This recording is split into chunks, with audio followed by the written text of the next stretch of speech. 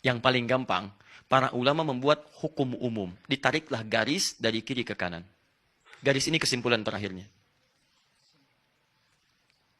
Tengah-tengahnya disebut mubah. Fokus.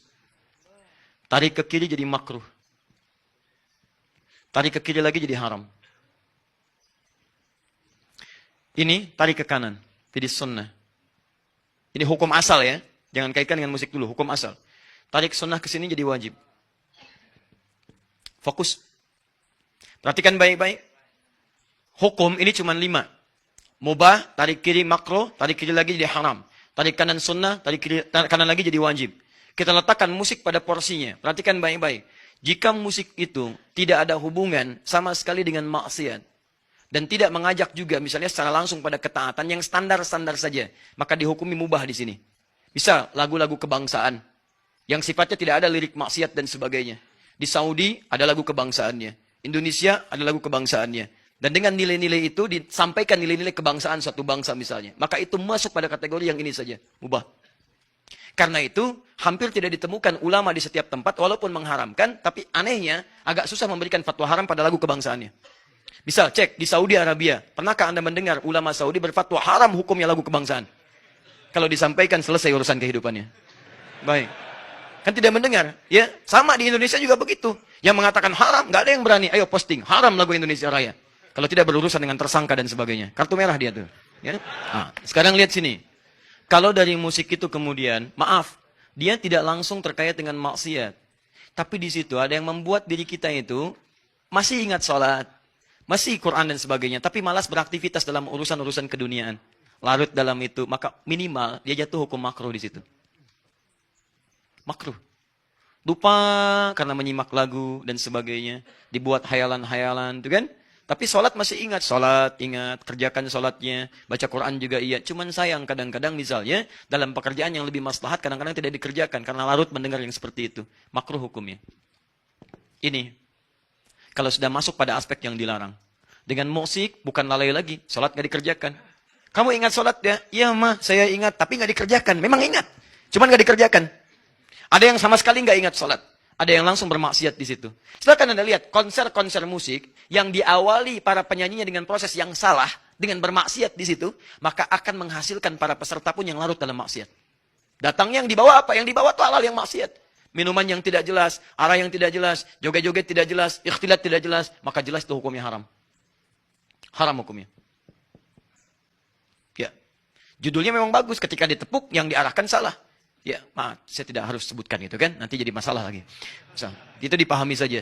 Tapi kalau kemudian dari situ ada nilai-nilai kebaikan yang dibawa bahkan mengarahkan pada nilai-nilai agama. Yang memang di situ domainnya dia. Di situ bakatnya, hidupnya di situ.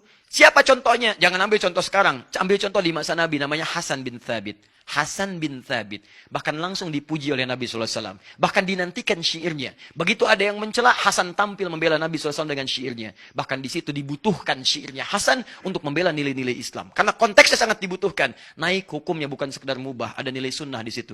Karena golongan-golongan itu tidak bisa mendengar yang lain kecuali syair. Bahkan bisa jatuh pada hukum yang sangat luar biasa, walaupun ini jarang, sangat jarang. Bisa masuk pada kategori wajib, kalau memang itu jadi wasilah satu-satunya untuk memahamkan orang tentang Islam. Contoh, saya bertemu dengan Profesor Silmi, Hamid As-Silmi. Beliau dari Kanada. Tidak sedikit orang Kanada masuk Islam, karena mendengar lirik-lirik keislaman. Karena memang dunianya di situ. Kadang sering dengar Justin Bieber, macam-macam dan sebagainya. Misalnya, satu kali dia mendengar lirik-lirik Islam. Begitu mendengar dia penasaran. Karena dia ahli musik, dia dengar, masuk Islam karena mendengar lirik-lirik Islami. Memang poinnya cuma itu. Dipakai yang lain nggak bisa.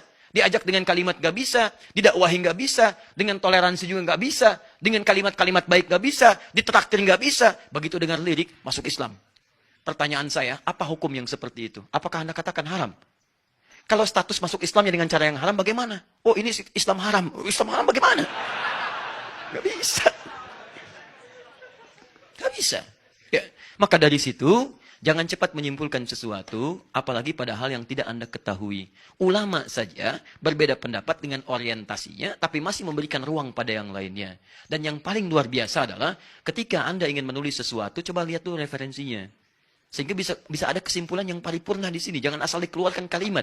Sehingga membuat kemudian orang-orang jadi bingung dengan apa yang kita sampaikan. Karena situ, silahkan Anda lihat di sini sikapi dengan baik. Dan ulama sepakat di sini, jika alat-alat yang digunakan untuk maslahat bahkan mubah itu. Misal, peraga-peraga untuk anak TK, anak-anak SD. Bukankah orang-orang sekarang mengajarkan, maaf, baca Quran, baca kalimat-kalimat hijaiyah dengan menggunakan nyanyian? Alif, ba, ta, tha, jim, ha, kha. Nyanyian bukan? Ada musiknya enggak? Ada iramanya enggak? Ada. Lalu Anda katakan, haram. Masya Allah, bagaimana?